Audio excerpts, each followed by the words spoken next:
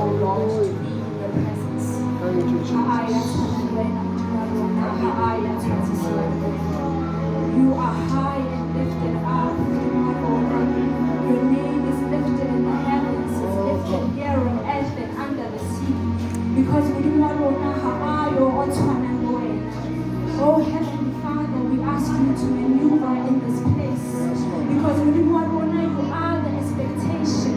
Interrupt the knowledge of man. Interrupt my Kenny said, so I'm and take charge as the Lord and the King of Kings. The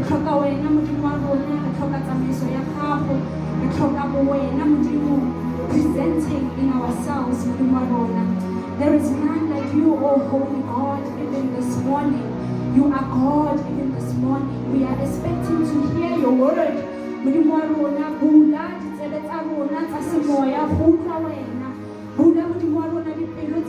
So that it receives the word.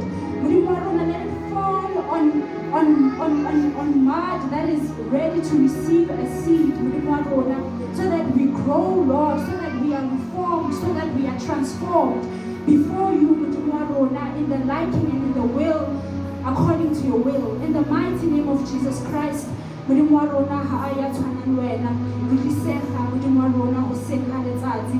the mighty name of Jesus Christ, we thank you. We thank you, Lord, for there is none like you. In Jesus' name, amen.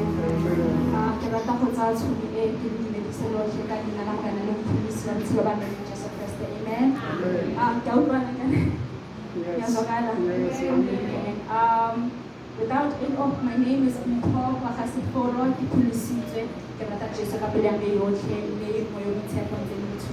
Amen. Quickly we'll go Exodus chapter 3. We're going to read from verse 3 to 4, then skip and go to 11 to 12, and then someone else will open Genesis chapter 39. To save time, we'll just read from verse 1 to 4. Webathandwa yegidata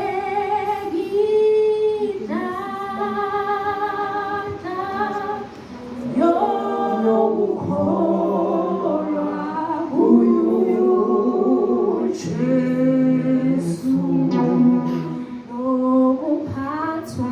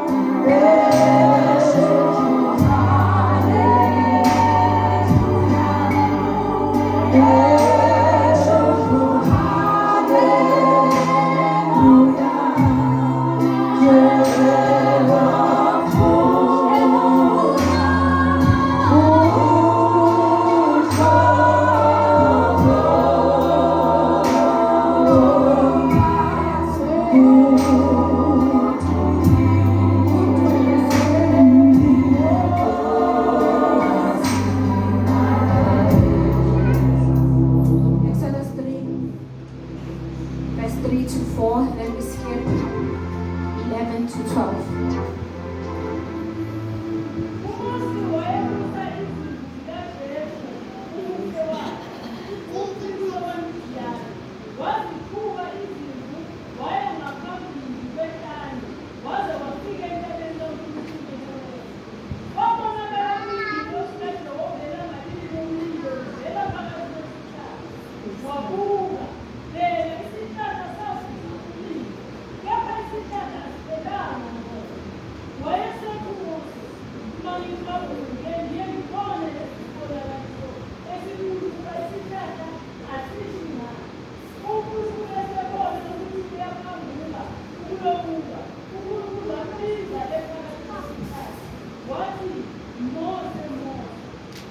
Eleven and 12.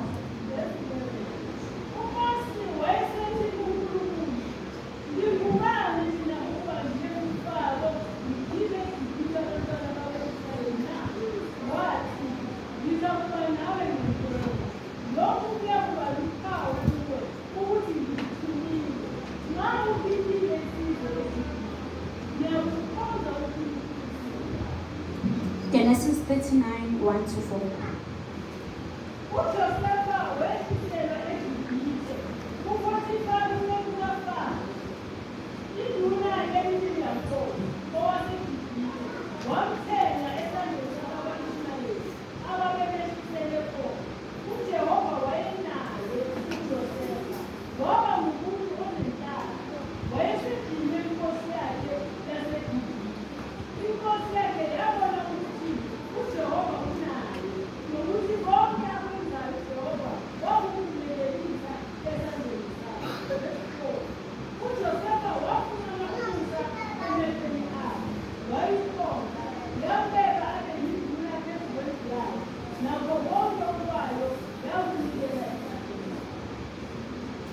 Mine reads Exodus chapter 3. Now Moses was tending the flock of Jethro. Chapter 3 verse 3.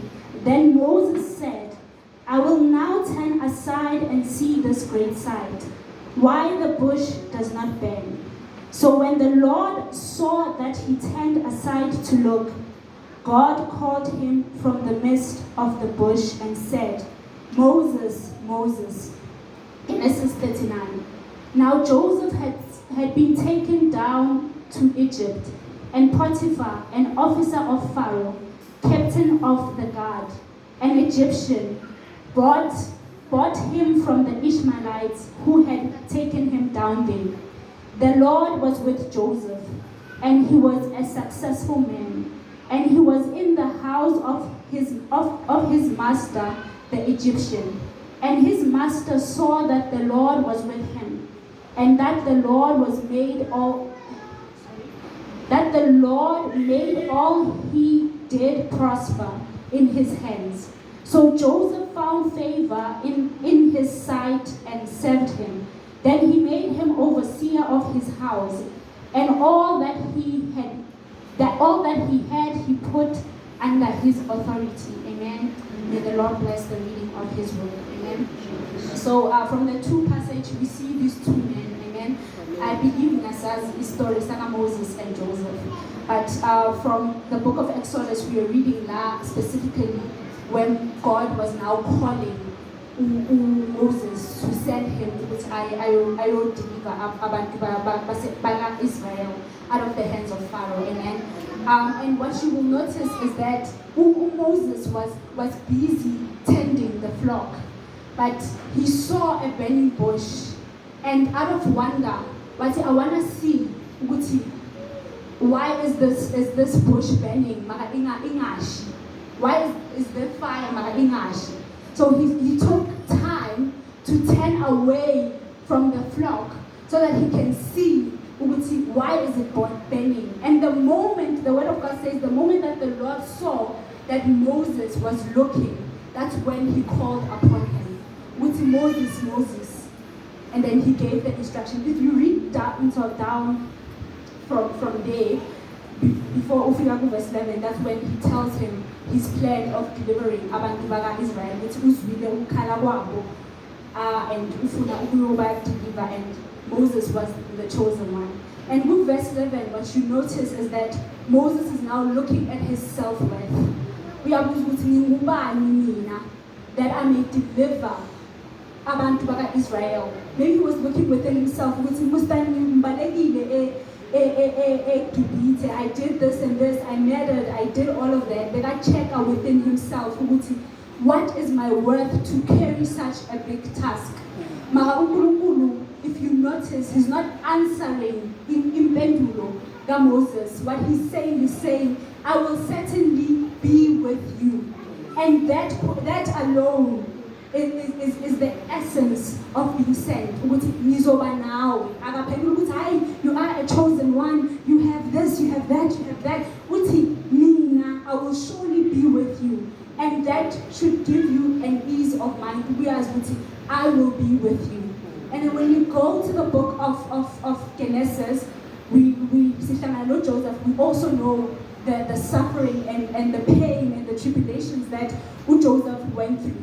So after being sold, from verse 31, the repeating and the 39, the repeating and recurring theme is that God was with him.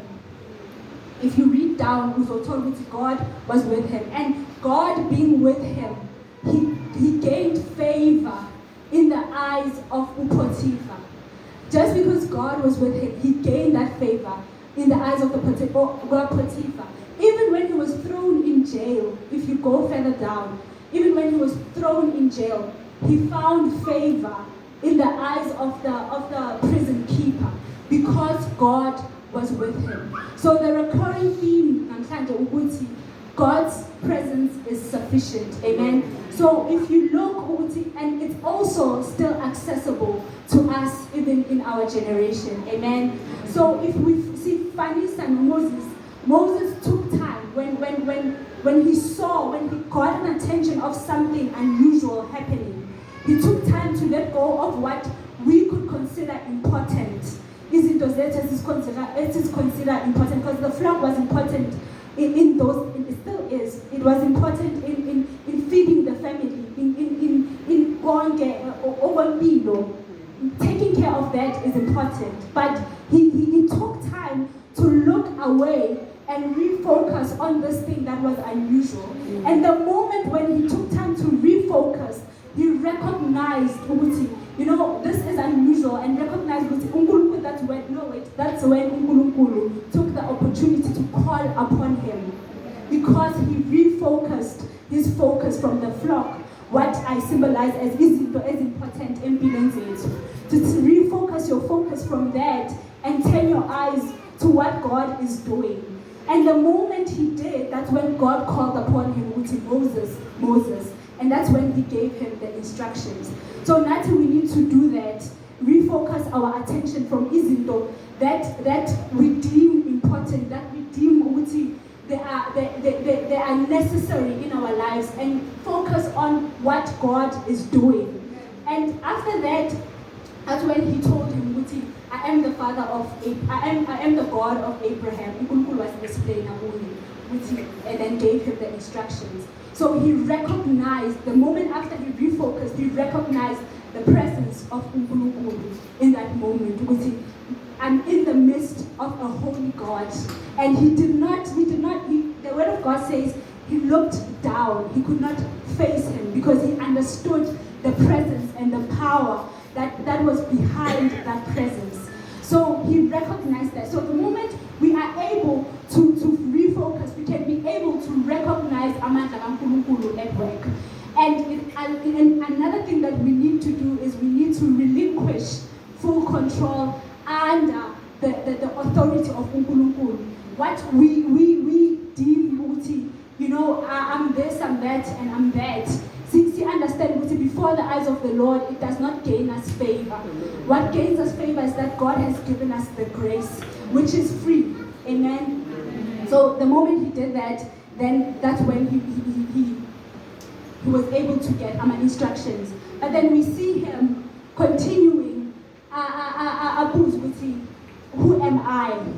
Who am I to carry such a great task? And Unkulunkulu reassures him that my presence is sufficient. I don't need I don't need your money, I don't need your wisdom, I just need you as a vessel to avail yourself so that my presence can be revealed through you. Amen. We are not the helpers of God. The Holy Spirit was left with us to be our helper. So it's not within us to try to help him.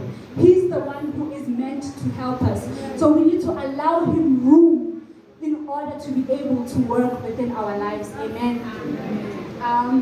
So in his presence, remembering the message that was shared by Sis Nokzona just recently, she was talking about the difference between the presence of the Lord in operation in the Old Testament and his presence in operation in the New Testament.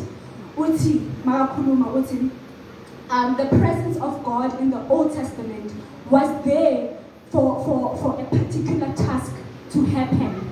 And it did not necessarily deal with the character. That is why you find David who killed a lion, who killed a bear, and killed Goliath, and walked with God. Plot, and he made a plot to kill Uriah, amen, the husband of Bathsheba, so that he can have what belongs to another man. Character. You find Samson, who had power to kill thousands of men, but at the end of the day, giving away the secret that God said you should not give away, because character. But when you deal with the presence of God in the New Testament, that is when then the presence of God dwells within us. And when the presence of God is within us, it repels darkness. It repels everything that is dark within us. And the righteousness of God, that takes charge. The Holy Spirit is the one that is in lead and that is in charge. And he deals with the character. Because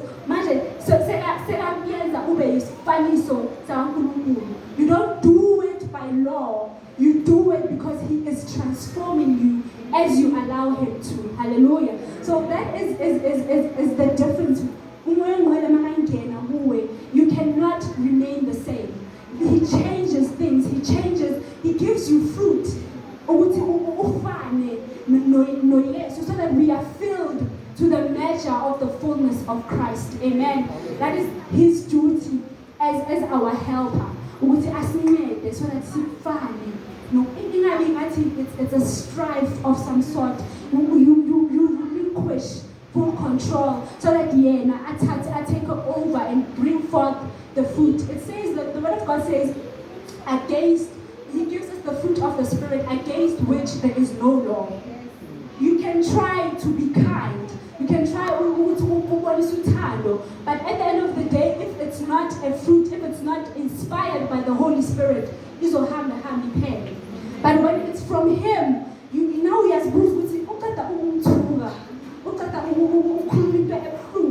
why am I showing so much love towards him? Why am I showing so much love towards him? Because it's not your strength, it's the power of the Holy Spirit in operation. Hallelujah. Because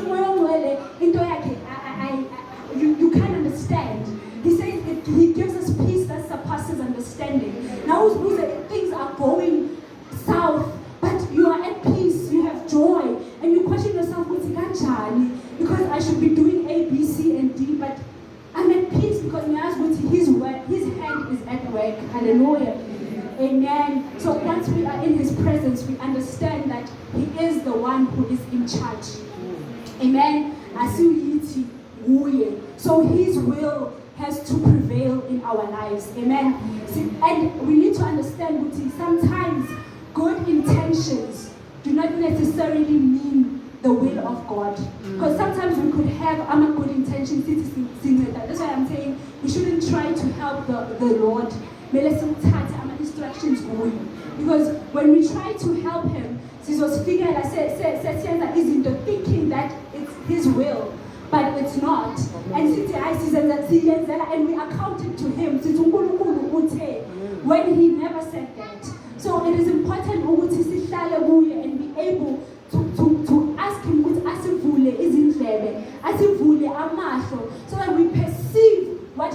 doing, so that we are able to hear what he is saying and see in the confidence that yes, this is the will of God because we have inquired who because that is found. Hallelujah. So once we understand that he is in charge, we yield. Amen.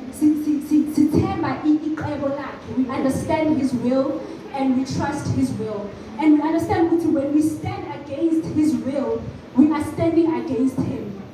So we shouldn't find ourselves in a position lasima against without recognizing. I'm just going to pass Gule. As new ministry is coming,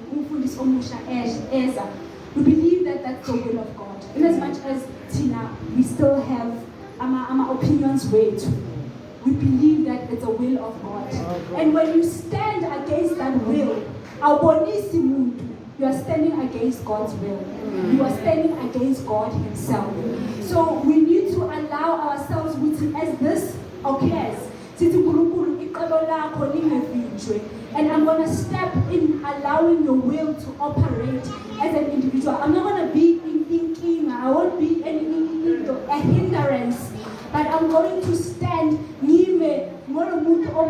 as our shepherd and respect and honor him as our shepherd. As we did, we will do the same. I simply respect and honor the gift that you have placed over his life. Because why Ezra? And God's plans are to edify us. God's plans are to grow us. So there's something that is coming that if when you won't be able to tap into that and operate. So we need to allow his will to operate. Amen. And like clay in the potter's hand. I also remember the message Babu Samson when he was speaking about expecting a new thing. He opened in Jeremiah when God was instructing Jeremiah to go to the potter's house. And one thing that he said that if you notice, God said, go down into the potter's house. So you need to go down. Meaning your pride, your ubuwena needs to go down so that uNkulunkulu azoyenza into ayinthendayo ukuyenza ngempilo yakho as a clay. Hallelujah. So there's a song that is when he's saying, she's saying, he's not ready, he's not on his knees yet. He is too strong to be weak. And that is the problem, Manuel. Sometimes we are too strong to be weak before the Lord. Remember, it's the way we were raised, be strong, be perseverant and all that. But when we come before the Lord, he's not there for the strong, he's there for the weak.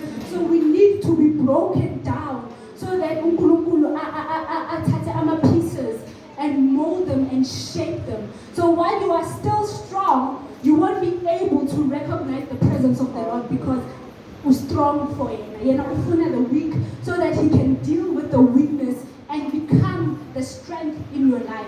So sometimes we see figure like circling around because we are doing it ngamandla wethu, we are doing it ngenhlakanipho yethu, we are doing it with our own wisdom, and we forget we are not supposed to lean on our own understanding, but his.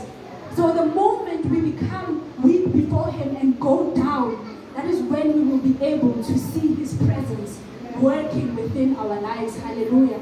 So I'm remembering again who Jacob, until Israel he wrestled the angel of the Lord for a blessing. He wrestled all night with the angel of the Lord with a blessing. To that extent that the angel of the Lord broke his limb so that he could. And still, after breaking his limb, he held on to the angel of the Lord and said, give me a blessing.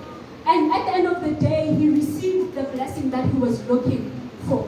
I pray that we have that stubborn faith, Lord, until I see your presence, I will not stop seeking your face. I will never give up until uzbonakalisa empilweni yami.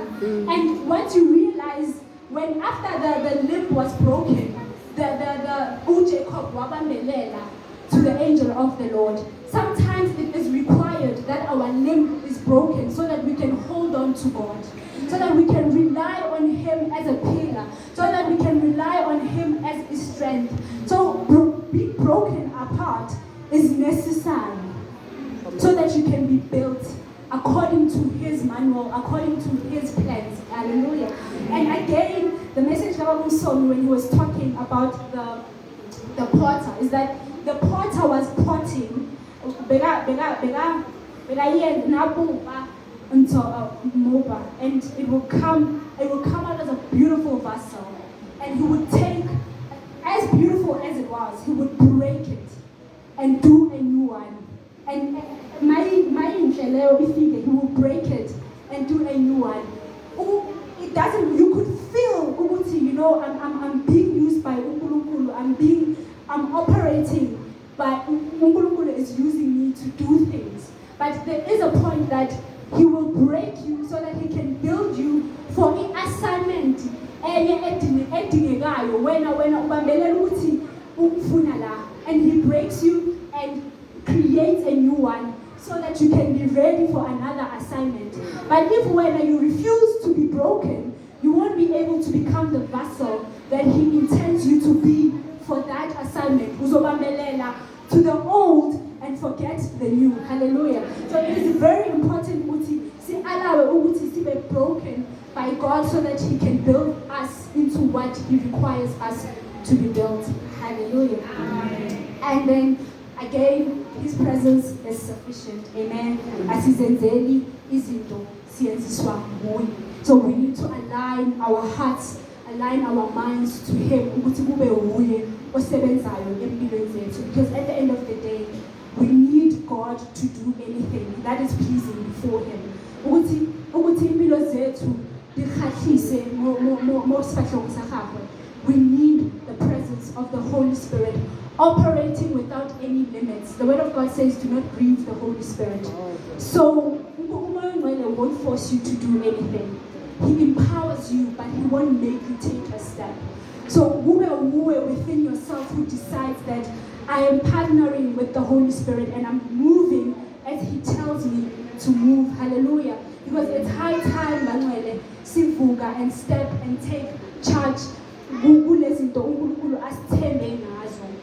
We are tired of moving back and forth like abantwana Israel. The Word of God is there so that we learn from these people. And instead of learning, it seems like we are becoming like them. Instead of learning, it seems like and we are becoming worse because and we keep grieving Him over and over. Instead of allowing Him to take charge, instead of allowing Him to rule over our lives and operate operate. At the end of the day, when the Lord is at work, results will show in your life. That is why you have fruit. The fruit will show in your life. Is at operation. Hallelujah. And also, as I close, I'm also reminded of a message by Brother Melis when he was talking about, he had opened the book of Ezekiel where the Lord was writing a song to Lucifer, the fallen angel. And it says, you were perfect. He was perfect. He was the symbolization of perfection. He carried wisdom. He was put in the Garden of Eden. He was walking with fiery stones. And when he speaks, he says, oh Lucifer, how have you fallen? When you were surrounded by such power, when you were surrounded by such magnificence, how did you fall? And I think another thing that we fall victim to is that we don't see ourselves in Lucifer. We never stop and see Kanjani. How, when you were in the how did you allow pride to take charge than the God who created you? How do you let ukuyenza izinto ngamandla wakho. How? Son of the morning star, how did you fall? And he further says, young person, amen, sorry, but then now I'm saying, how, when you have the power of the Holy Spirit, still continue living in sin? How, when you have the power of the Holy Spirit helping you, still struggle with sin? How are you not transformed? How are you not being transformed? How are you not seeing fruit? How are you living in habitual sin when you have the power of the Holy Spirit? How?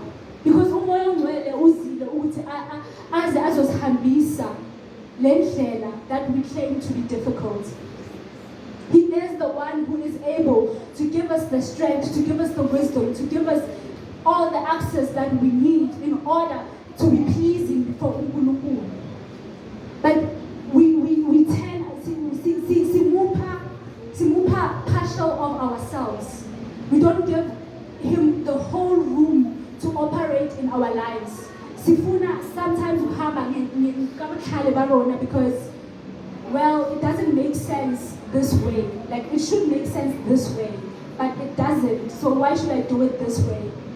Is that you even say, oh, I think it's my subconscious. It can't be him. God wouldn't put me in that situation, would he? Because tina sifuna ukuzibambela ezethu impilo. We don't want to hand over our lives in his hands so that kube wuye the owner and the authority in our lives. So Banuele, we have walked in our lives claiming that God is leading us when he's not. And we have leaned on our own understanding. We have leaned on things that are tangible, on things that are natural. We fail our sixth sense, which is the spiritual awakening, so that we don't view izinto ngamehlo wethu, but he is the one who is giving the mandate of the day. Mavuka ekuseni uthi uNkulunkulu, what is the plan for the day? Uthini, what are you intending to use me for today? What is my purpose for the day? And ube sensitive to the leading of the Holy Spirit, and recognize the Holy Spirit moving and leading in our lives. I want us to be like Moses in the Mount of Sinai when he was praying. Lord, unless your presence goes with us, do not move us up from here. Let's continue 2026 with that mindset, Yoguti.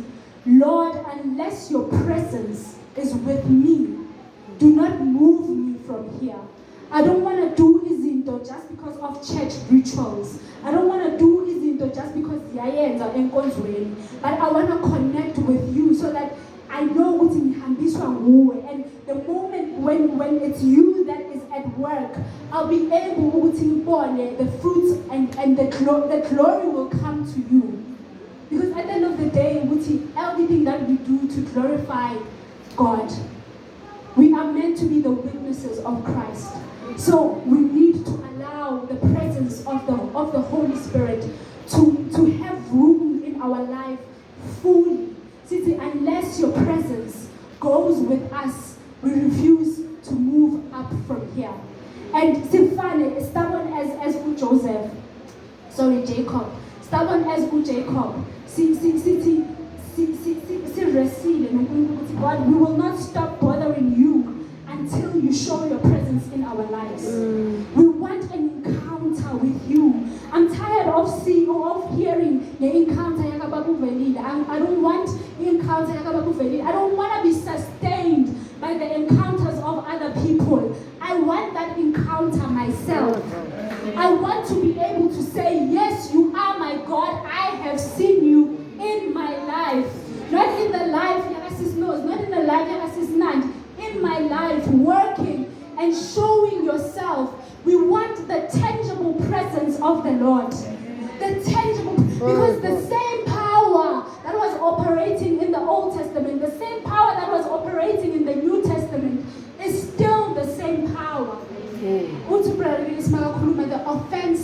not with God. That we can assure ourselves. The offense is not with God. It is within us to see and search ourselves. Have mercy on us, Lord. We want your tangible presence. We need your tangible presence. The generation needs God to reveal himself. We are tired of masquerades. We are tired of hearing stories. We want the presence of God. Oh, Jesus. We Yes, need the presence of God. Son of David, have mercy on us. We need your presence, oh Holy Spirit. May the Lord bless you.